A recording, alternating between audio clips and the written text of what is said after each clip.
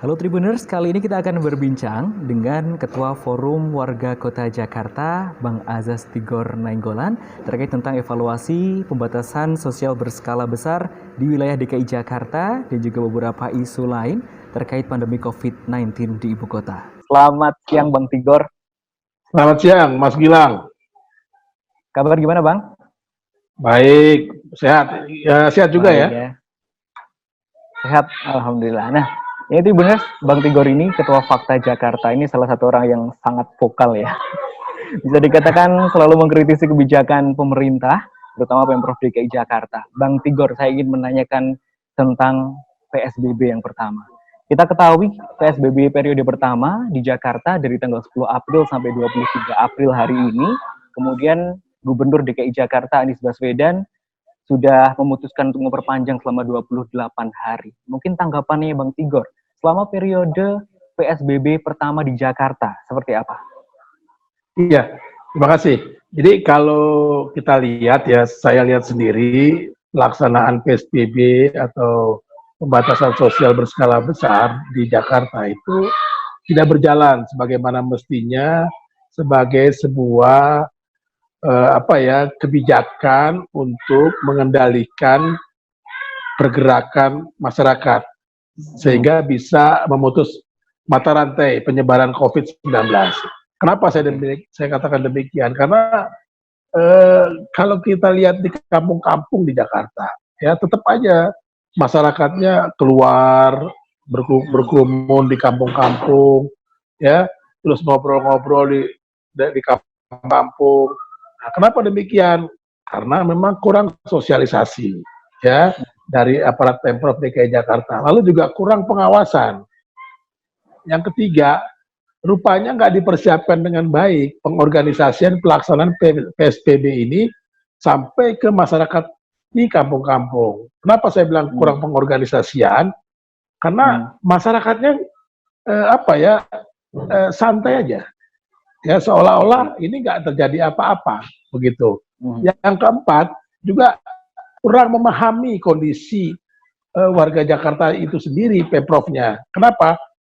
Di Jakarta, terutama di kampung-kampung miskin ya Mas ya, itu kan satu rumah kecil isinya padat sekali.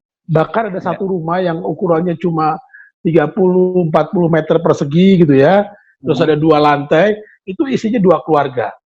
Ya, isinya 2 keluarga dengan 8 sampai 10 jiwa. Kalau kita lihat bagaimana mereka bisa lakukan social distancing atau physical distancing gitu ya, dalam konteks PSBB, nggak bisa. Mereka pasti jenuh dalam rumah yang kecil begitu dengan isi yang sangat padat itu. Jadi kalau dibilang sebetulnya terjadi kegagalan dalam pelaksanaan PSBB di Jakarta, ya tidak jalan sama sekali. Oke, berarti Bang Tigor memang ini ya menyimpulkan PSBB di Jakarta terutama di periode pertama ini gagal dan tidak berhasil. Gagal, betul, tidak jalan. Kalaupun jalan paling itu ketika pengawasan di jalan-jalan raya, di checkpoint ya kalau lihat di media, di televisi. Itu aja. Dan itu pun juga banyak pelanggaran. Kalau kita lihat ya masih banyak orang berboncengan tanpa masker ya. Terus juga jalan raya padat. Nah, ini persoalan ya. Bahwa PSBB tahap pertama tidak berjalan dengan baik gitu. Oke, kalau memang PSBB pertama ini gagal, tidak berhasil, yang paling bisa disalahkan atau mungkin yang tidak bisa menjalankan PSBB dengan baik ini pihak siapa, Bang Tigor?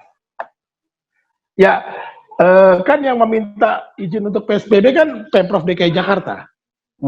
Ya, nah berarti Pemprov yang gagal, Pemprovnya yang tidak menjalankan PSBB dengan baik, begitu Mas. Ini soalnya. Ya, jadi Pemprov tidak konsisten dengan kebijakan PSBB yang mereka buat sendiri, gitu.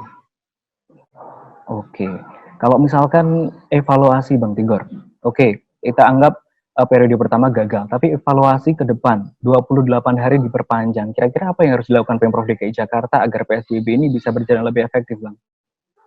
Nah, itu yang jadi soal gitu Mas ya. Jadi soalnya adalah kemarin malam gitu ya, Gubernur Jakarta Anies Baswedan menyatakan bahwa PSBB tahap pertama itu akan diperpanjang untuk diperpanjang lagi 28 hari ke depan, beliau tidak menyampaikan apa kegagalan, apa persoalannya, ya, sehingga perlu perpanjangan waktu. Gitu. Jadi gubernur sendiri tidak mengakui ada kegagalan, tapi ya tiba-tiba dia ajukan aja perpanjangan. Gubernur mengatakan ya ini masyarakatnya cuek, acuh katanya, tidak menjalankan dengan baik loh. Persoalannya bukan di masyarakat, ya. Persoalannya adalah bagaimana tadi kan Pemprov nih yang mau melakukan PSBB gitu kan. Harusnya Pemprov dong yang melaksanakan dengan baik gitu. Oke, intinya aturan yang diberikan apa kurang itu, Bang? Itu kan aturan-aturannya udah banyak, ngatur dari segi apapun bisa dikatakan. Kenapa tetap masyarakat tidak bisa coba aja lihat, Mas, melaksanakan? Kalau kita lihat misalnya gini ya, perkantoran-perkantoran di Jakarta banyak yang di luar 8 store itu tetap beroperasi. Ya, itu kan berarti buktinya memang nggak jalan pengawasan. Terus tanggal 19 April yang lalu, hari Minggu itu pagi, beberapa teman media kan mengangkat foto, itu ada kan di Jalan Jatinegara itu dekat rumah saya ya. Itu ada pasar ikan kaget setiap hari Sabtu pagi dan Minggu pagi. Itu orang berkerumun banyak sekali, yaitu dari mulai subuh sampai pagi.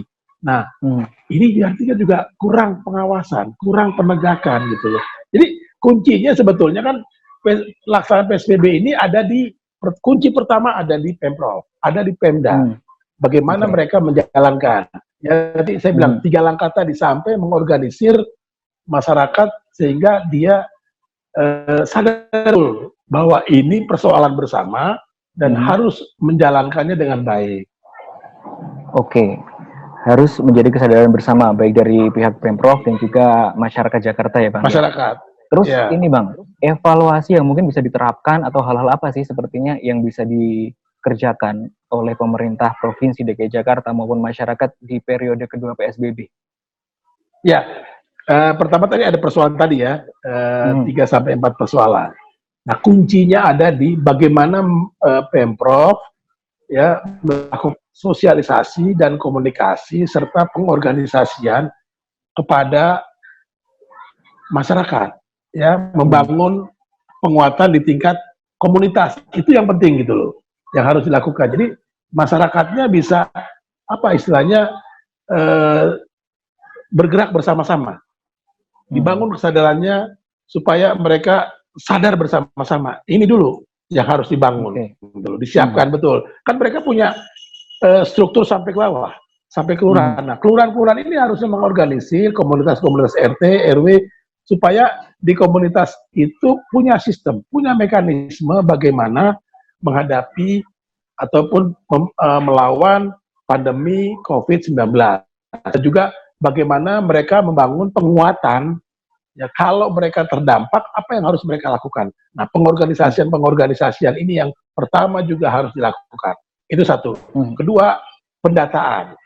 Ya, pendataan ini kacau sekali DKI. Sampai hari ini rupanya belum beres, gitu loh. Ya, saya baca di media dan saya dapat informasi dari teman-teman wartawan, bayangin aja masa ASN dan anggota TNI dapat bansos. Ini kan nggak benar jadinya kan. Datanya gimana? Persis itu yang diminta oleh Wapres ya waktu mereka dialog online ya. Datanya sudah ada nggak? Kan waktu itu Gubernur Anies Baswedan mengatakan dia klaim ada 3,7 juta yang perlu bantuan. Begitu tanya ini sudah by address belum? Oh, nanti kami dalam proses akan menggarap menyiapkannya. Nah, itu sudah 3 minggu, bayangin ya. Pantas saja sampai sekarang juga bantuan itu nggak beres ya. Pendataan, jadi pengorganisasian pendataan ya. Lalu yang ketiga adalah membangun mekanisme ya komunikasi mulai dari Pemprov sampai ke bawahnya, membangun komunikasi Pemprov dengan para stakeholder yang punya kepentingan dengan upaya menanggulangi wabah atau pandemi COVID-19. Lalu juga membangun komunikasi dengan pemerintah pusat. Bagaimana dilakukan komunikasi agar apa yang bisa dilakukan bersama, apa yang bisa dilakukan oleh Pemprov DKI Jakarta, di Pemprov Jakarta. Ada koordinasi yang baik. Setidaknya 3 itu, Mas. Oke, Bang Tigor. Tadi pendataan kacau balau, kemudian bantuan tidak tepat sasaran, PNS dapat, kemudian aparat negara masih dapat juga. Nah, ini berkaitan juga dengan bansos. Kalau Bang Tigor sebagai ketua Fakta, itu kan pastinya setiap hari bertemu dengan masyarakat Jakarta secara langsung. Bantuan sosialnya sampai saat ini, sampai periode PSBB, periode pertama ini habis hari ini, Bang, itu di lapangan seperti apa, Bang? Sampai hari ini di lapangan tadi ya, contoh tadi, masih banyak kekacauan. Ya, tidak tepat sasaran ya, atau salah sasaran. Nah, tadi karena memang pendataannya tidak punya, tidak diperbaiki, tidak ada pembaruan. Kedua juga pengorganisasian tadi yang tidak jalan. Ya, mekanisme organisasi warganya itu nggak ada di bawah, gitu ya. Jadi semua mengandalkan mekanisme lama, hanya lewat RT, RW gitu, tapi nggak ada pengawasan dan perbaikan. Nah, ini yang harus dilakukan. Oke. Untuk bansos ya, jadi juga ada. Kalau saya sih usul juga tadi bangun organisasi warganya di tingkat komunitas sehingga bansos ini bisa terdistribusi dengan baik, bisa diadakan dengan baik. Lalu juga perlu transparansi. Ini nggak jelas kok sampai sekarang. Memang kemarin tuh ada turun bansos ya ke kampung-kampung, walaupun belum rata. Kalau mereka dapat informasi kan bansos dari pemerintah pusat tuh besarannya senilai Rp600.000 untuk 3 bulan, iya kan? Iya. Tapi begitu mereka datang yang pertama minggu lalu, mereka hitung-hitung isinya cuma Rp150.000. Ketika itu dikritik, dipertanyakan, Pemprov bilang, oh ini bukan dari pemerintah pusat, ini dari Pemprov DKI Jakarta. Nah, transparansi informasi bansos ini nggak jelas. Gitu. Okay. Nah, ini yang harus diperbaiki juga. Ya, masih berantakan ya. Oke, Bang Tigor ini kan kalau tidak salah analis juga kebijakan transportasi. Ya. Saya membaca catatan Bang Tigor ketika menemukan masih adanya penumpukan massa di masa PSBB di tanggal 15 dan juga 16 April. Kalau yang sekarang ditemuin sudah ada perbaikan atau masih sama saja, Bang Tigor?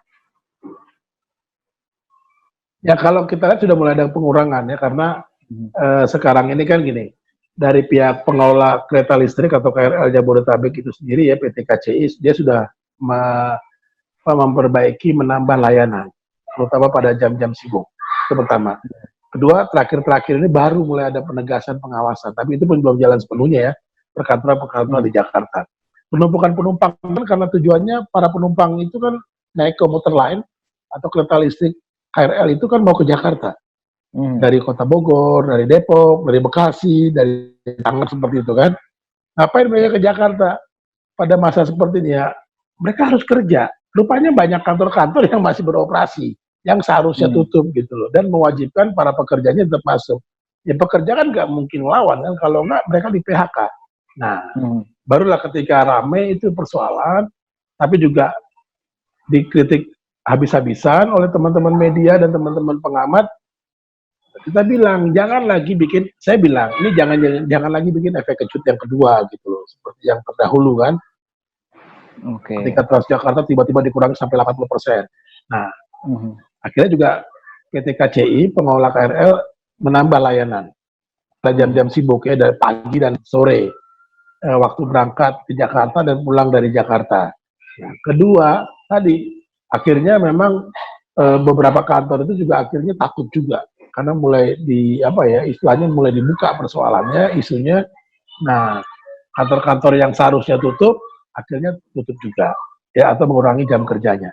Nah, ini artinya apa? Kalau pengawasan, kalau pelaksanaan itu melibatkan masyarakat, PSBB bisa jalan baik. Gitu. Selama ini PSBB tidak jalan baik karena pengawasannya tidak ada, dan Pemprov juga tidak melibatkan masyarakat gitu loh, agar ini berjalan dengan baik begitu. Pengawasan tidak ada, masyarakat tidak dilibatkan. Oke, berarti poinnya juga ada di masyarakat itu penting loh. Oke, berarti masyarakat itu penting. Di periode kedua Bang Tigor, berarti harus Ya. dong apa peran aktif dari masyarakat Jakarta ini agar bisa efektif PSBB-nya. Mungkin ada yang disampaikan kepada masyarakat Jakarta seperti apa Bang Tigor? Nah, jadi itu. Nah, pelibatan masyarakat itu penting, kan gitu ya. Karena kan Pemprov tadi punya keterbatasan kan, sehingga perlu pelibatan masyarakat karena ini persoalan juga persoalan masyarakat. Nah, sekarang fakta itu sedang membangun model pengorganisasian masyarakat kampung, ya, supaya mereka juga terlibat dalam upaya upaya menangani pandemi COVID-19 ini. Bagaimana caranya? Kami mulai memperkuat kembali, menghidupkan kembali, kan sudah ada kampung-kampung. Ada paguyuban kampung, ada kampung warna-warni, kampung tanpa rokok, seperti itu gitu kan, di kampung-kampung sehat. Nah, kami sekarang mengajak mereka juga, kampung mereka menjadi kampung anti COVID-19. Mereka mengorganisir, mereka bikin tim-tim inti, tim-tim penggerak di kampung-kampung. Jadi mereka membangun kesadaran bersama warganya, sehingga mereka juga bisa mengawasi sesama mereka sendiri. Nah, ini yang kami lakukan sekarang. Sehingga kalaupun mereka keluar, mereka juga akan menegur, misalnya, seperti itu. Kalau mereka kerja, mereka pertanyakan, kenapa harus kerja? Nah, pelibatan masyarakat seperti ini sangat mudah dilakukan. Kalau saja Pemprov mau turun ke lapangan. Oke, berarti Kami benar-benar aja, saya hanya lewat online loh ke mereka loh. Saya hanya bikin, saya dengan teman-teman itu hanya bikin WA group. Jadi satu kampung kita bikin tim inti, satu WA group kampung A gitu ya, anti COVID kampung A. Tim intinya 5-7 orang. Bikin satu WA group dengan kami para aktivis fakta. Kita komunikasi di situ, mengorganisir seperti itu. Nah, ini kan dalam konteks COVID ya, jadi kita bangun. Ya. Nah, sekali seminggu ada teman yang datang bertemu dengan tim inti. Nah, kita share informasi, diskusikan. Nah, mereka melanjutkan itu ke warganya oleh tim-tim inti tersebut. Oke, berarti memang untuk periode kedua ini agar bisa efektif memang betul-betul harus dari masyarakat bawah terlebih dahulu ya Bang ya, diimbangi dengan pengawasan Pemprov DKI. Betul, Pemprov harus maulah terbuka ya, transparan dan melibatkan masyarakat. Saya melihat yang pertama ini kan tertutup ya, seolah di-keep oleh mereka, punya segala macamnya gitu. Masyarakat cuma dijadikan objek, tapi juga ditinggalkan begitu aja gitu. Oke, berarti intinya periode kedua peran serta masyarakat harus lebih dilibatkan dari pemerintah Provinsi DKI Jakarta. Oke, Bang Tigor. Kemudian saya ingin menanyakan ini terkait larangan mudik. Ini dari kacamata Bang Tigor sebagai Ketua Fakta seperti apa Bang tanggapannya? Jadi gini Mas, kalau untuk larangan mudik saya mendukung Mas. Ya, mendukung saya larangan mudik ini gitu ya. Kenapa? Memang pada masa pandemi seperti ini, apalagi dari Jakarta gitu ya. Jakarta ini kan termasuk daerah hitam ya, daerah merah ya, daerah merah yang terpapar sangat berat itu nomor 1. Jadi kalau mereka, kita nggak tahu kita pulang mudik itu kan pada untuk hari raya itu kita sehat atau enggak. Ya, berarti kan keraguan ini seperti ini harusnya ya sudahlah nggak usah mudik. Saya mendukung itu. Tapi ada catatan Mas, ya. Saya setuju, memang tidak perlu mudik lah ya. Kenapa sih? Ya kita bisa kok, ada teknologi seperti sekarang kita ini wawancara juga nggak perlu harus pada satu tempat kan gitu ya, bisa gitu ya. Sekarang sudah ada macam-macam lah fasilitas teknologi yang bisa digunakan gitu ya. Kedua, saya melihat begini, harus ada sanksi sebetulnya. Ini sebetulnya terlambat nih larangan mudik ini. Terlambat? Baru sekarang, terlambat gitu loh. Karena ya menumbuhkan kesadarannya jadi mepet kan gitu ya kan, waktu gitu loh. Nah ya, nah jadi ini terlambat menurut saya. Harusnya ketika setidaknya 2 minggu lalu itu harus sudah bilang mudik tidak boleh. Ada sanksi gitu loh. Nah tapi saya lihat hari ini sepertinya sanksinya juga mulai melemah. Yang nggak boleh mudik itu dari daerah-daerah merah ke daerah lain gitu loh. Ya kan ada pengecualian. Nggak perlu pengecualian seperti ini. Ya udahlah, pokoknya nggak boleh mudik gitu. Itu kedua. Berarti seluruh Indonesia ya Bang Tigor ya? Oh, iya dong. Harusnya kalau pengecualian kayak gitu itu susah. Ya susah. Apalagi pengecualian pelaksanaannya manual gitu kan, susah, ya nggak? Dia penglihatan kan, gitu loh. Nah, yang ketiga gini, ada persoalan juga, dan sekarang sudah mulai kelihatan kan. Mereka udah pulang kampung loh, dari 2 minggu lalu loh Mas. Itu pulang kampung bukan untuk mudik, bukan hari raya. Mereka tuh udah nggak bisa hidup di Jakarta. Ya, kenapa? Ini pengalaman yang saya dapat dari beberapa teman warga. Mereka udah nggak kerja, biaya hidup jalan terus, kontrak rumah, ya nggak, bayar listrik, kan gitu. Kalau tempat kontrak tuh kan sama tempat kos tuh kan listriknya mahal kan, nggak dapat diskon kan. Nah, mereka pikir ya sudahlah, mereka pulang kampung. Saya tanya, kenapa pulang kampung, Mas, Mbak? Kalau di sini kan susah, kami kalau kesulitan, siapa yang mau bantuin? Tetangga juga lagi susah, sama-sama susah. Kalau di kampung, kami mau masak sayur, daun singkong tinggal petik, katanya. Betul juga ya, mau bikin sayur talas, daun talas banyak, kan gitu kan. Mau makan ikan, tinggal mancing di sungai, kan gitu. Nah, kalau ada kesulitan, ada keluarga di sana. Jadi, ini fakta bahwa mereka kesulitan. Tambah lagi kan juga gini, Mas, tadi saya bilang, satu keluarga miskin di Jakarta. Itu satu rumah 2 keluarga. Bagaimana umpel-umpelan? Nah, kalau di kampung, kan aman Mas, fasilitas rumahnya kan masih ada kan? Teman dengan rumah orang tua, dengan keluarga. Mereka bilang, kalau di sini anak saya keluar, saya juga takut katanya dengan COVID. Kalau di kampung kan aman katanya. Nah, jadi ada soal-soal. Nah, harusnya mekanisme persoalan seperti ini, ada mekanisme bagaimana menanganinya. Untuk yang pulang kampung loh Mas, ya. Kan ngomong gitu, bansos, sampai hari ini pun nggak jelas. Apalagi kalau mereka nggak punya KTP DKI kan gitu kan. Yang punya KTP DKI aja nggak dapet, apalagi yang nggak punya. Nah, kan sudah mulai kelihatan sekarang nih Mas. Mereka kan udah di televisi tadi saya lihat gitu ya. Itu yang nggak bisa bayar kos, mereka akhirnya tidur di emperan. Aduh, ngeri banget gitu, menyedihkan menurut saya gitu. Yang kayak gini-gini kan harusnya Pemprov turun gitu, tahu gitu loh. Dan tadi pengorganisasian di kampungnya itu nggak jalan, gitu. Ya, di komunitas itu nggak jalan, gitu loh. Gitu.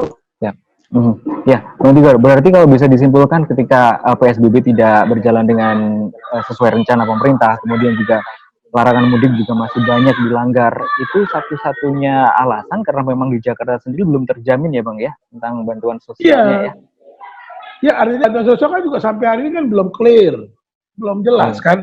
Nah, sementara mereka sudah punya kesulitan sejak tanggal awal Maret, 6 Maret gitu kan. Ketika semua harus berkegiatan di luar, tidak boleh di luar, tapi berkegiatan di rumah kan tuh mulai 6 Maret kan. Maret, terus dilanjutkan 16 Maret, terus tambah lagi sampai akhirnya PSBB, gitu loh. Tapi apa solusi, apa bantuan yang dilakukan? Belum ada. Makanya akhirnya masyarakat, khususnya masyarakat miskin yang terdampak COVID dan juga potensial miskin, mereka harus membangun penyelamatan diri sendiri bersama keluarganya. Gitu, dari pemerintah nggak bisa diharapin gitu loh. Oke, siap Bang. Berarti itu tadi, terima kasih atas ininya ya Bang ya, pandangan-pandangan yang kemudian evaluasi terkait PSBB, bantuan sosial dan juga tentang mudik. Ya, terima kasih Bang Tigor atas waktunya. Oke, sama-sama Mas. Oke, terus berjuang ya Bang ya.